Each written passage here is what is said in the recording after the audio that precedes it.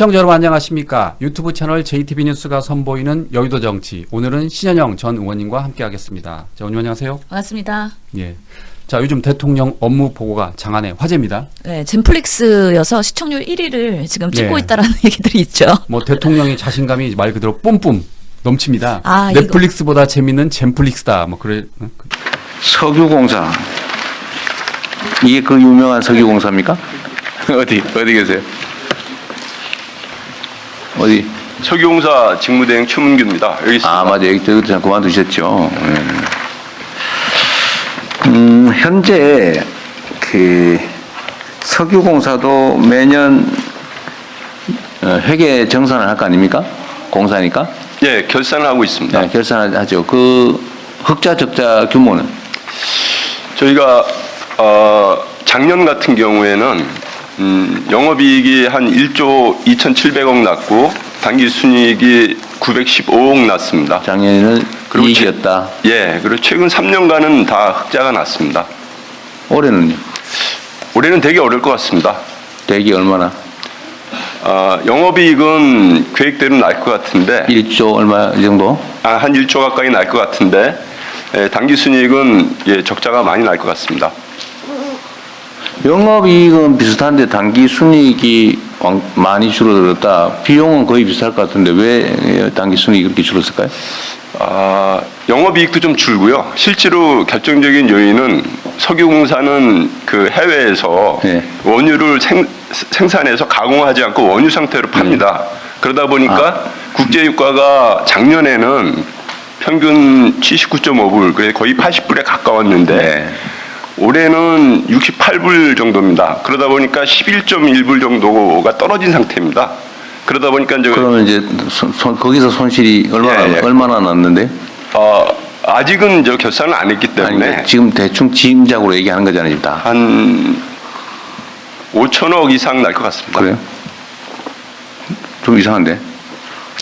그리고 저희가 영업 외측에서 왜 그러냐면은 저희가 기존에 한 12, 13년 전에 MB 때 해외 유전 개발을 크게 했습니다.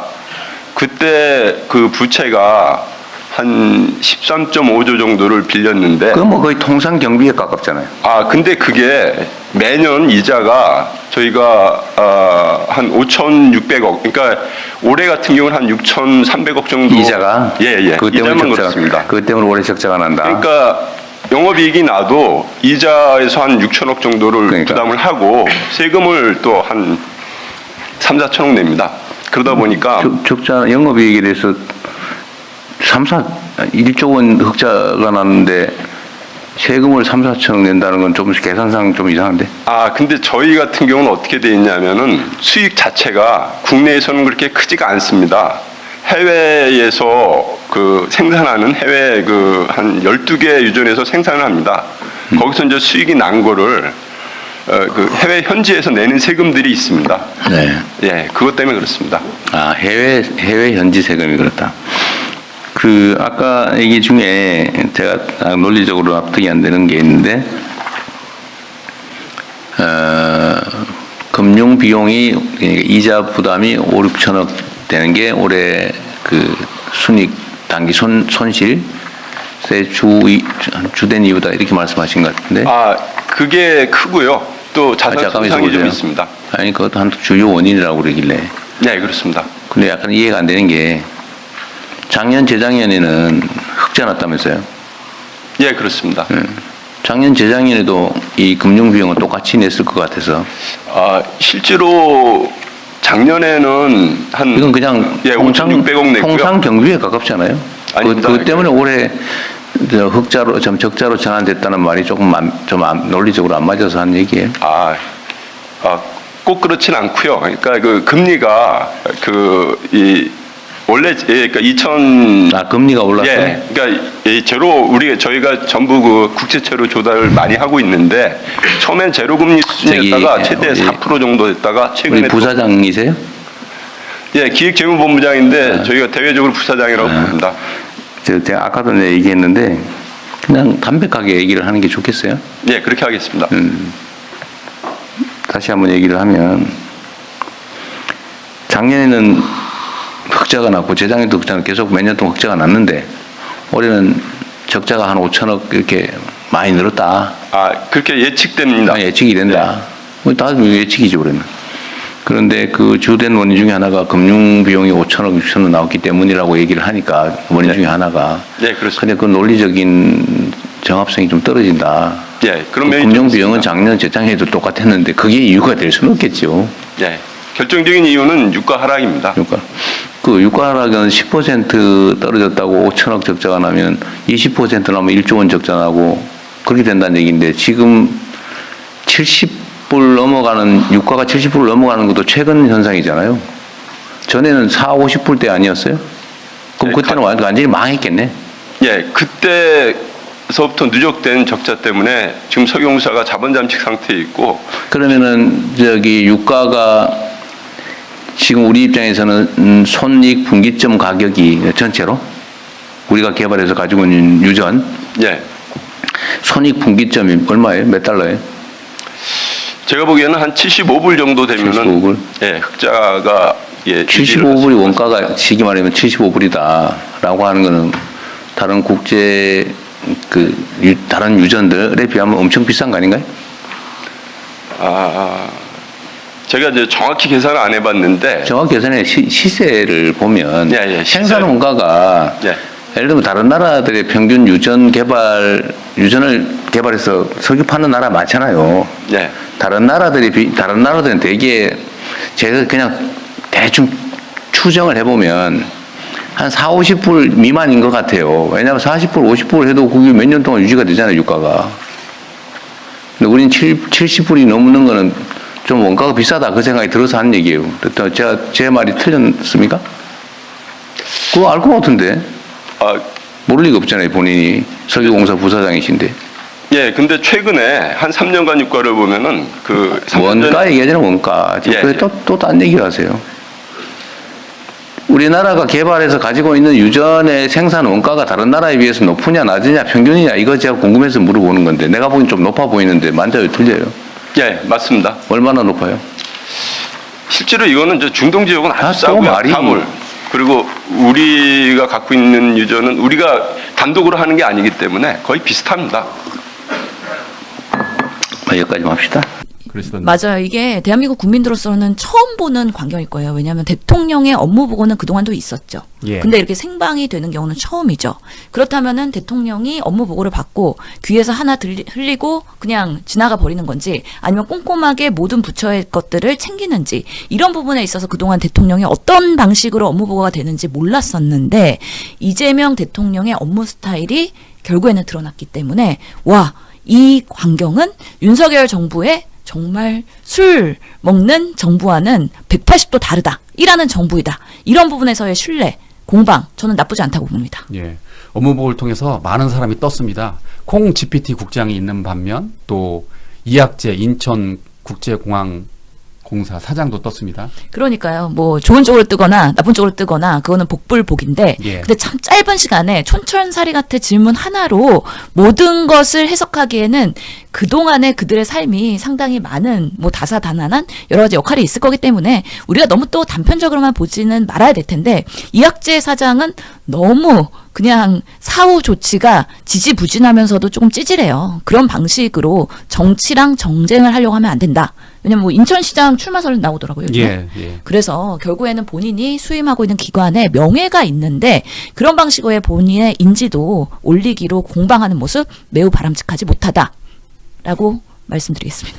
그러니까 그 책갈피에 예. $10,000 이상은 이제 반출이 금지되니까 책갈피에 $100씩 이렇게 꽂아가지고 이제 나간 거 그거 갖고 예. 지금 말이 많던데 어쨌든 대통령은 원래는 그 관세청이 하는데 이제 MOU를 맺어서 인천공항 공사가 하는 게 아니라고 했는데 이학재 사장은 아니다. MOU만 했지 그 위탁은 받지 않았다. 지금 구속력이 없다. 뭐 그런 건데 지금 중요한 거는 MOU를 맺었냐 안 맺었냐가 중요한 게 아니라 그러니까 MOU는 지금 법적 권한이 없다는 거잖아요. 그런데 저는 그렇게 생각해요. 일단 MOU를 맺었으면 해야죠. 그리고요. 그리고 그동안 정의령 의원도 보도자료 냈거든요. 결국에는 이 외화 불법 방출에 대한 검색 업무는 결국에는 그동안 인천공사가 25년간 해오던 것입니다. 그래서 실제로 최근 2년간에도 844건, 810억을 적발한 사례가 있다라고 보도가 됐어요. 결국에는 공항공사가 잘하면 되는 것 같고 사실은 뭐 미주알 표주알 변명하면서 뭐 SNS 올리고 이러다 보니까 일이 커지는 건데 더 잘 하겠습니다. 관심 갖겠습니다. 더 심의하고 보고 드리겠습니다. 뭐 이런 식으로 그냥 깔끔하게 처리하면 되는 부분을 왜 이렇게 지지부진하게 그렇게 하는 거예요? 예, 정말 그러니까요. 걸림돌이 되는 하나의 나쁜 사례가 아닌가라는 생각을 합니다. 예. 그 대왕고래 사업이라고 하죠. 그것도 이번에 이제 대통령이 질문을 했는데 24년 6월에 윤석열 전 대통령이 최대 140억 배럴이 묻혀 있을 것이다라고 해가지고 대국민 발표까지 했는데 결국은 대국민 사기가 됐어요. 아유, 그러니까요. 이게 2024년에 시끌시끌했어요. 이게 윤석열 대통령이 그 당시에 뭐 지지율이 부진하고 그러니까 뭔가 득점 포인트가 없어요. 예. 그러다 보니까 갑자기 또 2024년 6월에 대왕고래 프로젝트를 또 이게 국정 과제로서 이렇게 국정 브리핑에서 윤 대통령이 얘기를 하거든요. 그때도 진짜 공방이 많았어요. 아니 이거 효과성 평가한 거냐, 의미 있는 거냐, 성공 확률이 얼마나 되는 거냐. 왜냐하면 이게 석유 시추에 대한 부분인 거잖아요. 예. 결국에는 동해 쪽에 심해의 가스전을 탐사하는 건데 시추공을 찍어서 정말 그 가스나 아니면 석유가 나올 건지 이런 것들을 미리미리 탐사를 해야 되는 거거든요. 이 구멍을 하나 뚫어가지고 보는데 1,000억이 드는 거예요. 예. 5개를 꼽아서 보겠다라고 했고 그래서 5천억을 예상해서 시추 비용을 했던 거기 때문에 이게 꽤 큰 돈이 투입된다는 거면 어느 정도의 가능성이 있는지에 대한 제대로 된 조사와 그런 평가가 있어야 되는 건데 이번에 업무 보고에서 얘기가 된 거죠. 예. 한국의 석유공사 업무 보고에서 이거 사업성 평가 개발 가치 있는지 평가한 거냐라고 이재명 대통령이 물어봤더니 예. 뭐라고 했느냐. 채산성의 계산이 없었는데. 그러니까요. 채산성 계산이 없었다. 예. 욕 나오는 거죠. 이전 정부에서 일을 어떤 식으로 하고 돈을 처발라가면서 효과도 없는 부분들을 이렇게 무리하게 하면서 지지율로 연결시키려고 했는지 전형적인 포퓰리즘의 단적인 사례이지 않았냐. 그때만 해도 민주당에 되게 많은 지적이 있었거든요. 그랬더니 뭐 석유 시추 성공률이 20%고 모든 부분에 있어서는 가능성을 다 열어놓고 생각해야 되는 거고 뚜껑을 열어봐야지 알 수 있는 부분이어서 그렇다고 안 할 수는 없지 않냐. 뭐 이런 식으로 또 변명하면서 계속 추진을 했었던 거거든요. 결론적으로 해서 이게 대왕고래 프로젝트가 26년에는 예산 0원으로 삭감이 돼버렸어요. 예. 결국에는 경제성 평가에서 개발 가치가 없다고 평가가 된 건데 결국에는 그동안의 이런 시추 과정에서 1,263억 원이 집행이 됐고요. 그런 면에서의 어민의 조건 결국에는 시추공사 이런 것들을 하느라고 얼마나 거기에 그 물고기들이나 어민들이 피해를 많이 받았겠어요. 이런 부분에 있어서 오히려 더 배보상을 해줘야 되는 상황이 됐거든요. 그래서 우리 댓글러 분들이 분노에 차가지고 아니 이거 배임 아니냐. 결국에는 정권에서 권력을 이용해서 주변 사람들의 환경을 침해하고 결국에는 아무것도 안 되게 되고 결국에는 국민의 세금을 이렇게 펑펑 써버린 나쁜 사례의 전형인데 근거 없이 무리하게 했다. 의대 2,000명 정원을 무리하게 한 거랑 무슨 차이가 있습니까? 이런 방식으로 했기 때문에 3년 동안 대한민국이 무너져 버렸다. 정말 3년인 게 다행이었다라는 생각이 다시 한번 드는 이런 사례라고 생각합니다. 예. 공부 많이 하셨네요. 사례를 철저히 준비하셨어요. 제가 그때는 열심히 국회의원 또 의정 활동을 하면서 주요 그 이슈에 대해서 대변인 활동도 하다 보니까 정말 예. 중요했고 공방을 하는데 결국에는 대통령이 밀고 나가면은 사실 민주당이 반대를 해도 이건 어떻게 할 수가 없는 거거든요. 예. 결론적으로는 정말 윤석열 정권의 망한 프로젝트의 하나 돈만 철철 써버린 그런 부분. 그래서 다시 이재명 정부가 새롭게 역사를 써야 되는 정말 중요한 시기에 업무 보고를 받고 있는 거 아니냐라는 생각이 듭니다. 그러니까 이 많은 분들이 이 업무 보고를 통해서 새롭게 공부한다라고 이렇게 아주 응원을 하더라고요.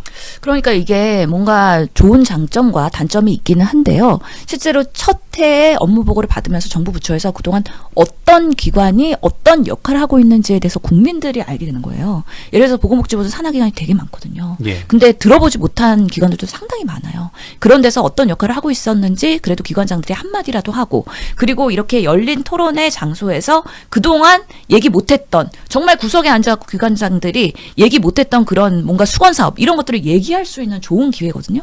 그래서 보니까 이재호 전 의원도 지금 민주화 그 재단의 대표이시기 때문에 이참에 발언권 얻어가지고 민주주의 학교를 만들어야 된다. 민주화 교육에 대한 시스템 만들어야 된다. 외국이 우리나라에 지금 K 민주주의에 대한 관심을 많이 갖고 있는데 그런 부분에서 프로그램 개발해야 된다 등등의 여러 가지의 좋은 제안들을 많이 하더라고요. 그러니까 어떻게 보면은 이게 탑다운 방식에서의 그런 국정이 아닌 바텀업 방식으로의 좋은 의견도 수렴하고 문제 제기하는 거는 정리해주고 이런 방식으로의 이재명 정부의 첫 한 해를 뭔가 내비게이션하는 그런 투명한 신속한 소통하는 그런 모습을 보이고 있다는 면에서 국민들이 아 국정은 이렇게 해야 되는구나 하는 사례로서의 좋은 교훈이 남지 않을까라는 생각이 듭니다. 예. 일부에서는 그런 이야기도 했어요. 그 노무현 대통령처럼 검사와의 대화도 마지막으로 해보는 게 어떠냐 댓글이 나왔어요. 이게 검찰청 없어지기 전에. 예. 그래서 그러면- 사실 와 이거 되게 큰 어떻게 보면은 정말 노무현 정권 이후에 정말 20여 년이 지났는데 그때 사실 검사와의 대화를 했던 많은 검사들이 생중계. 예.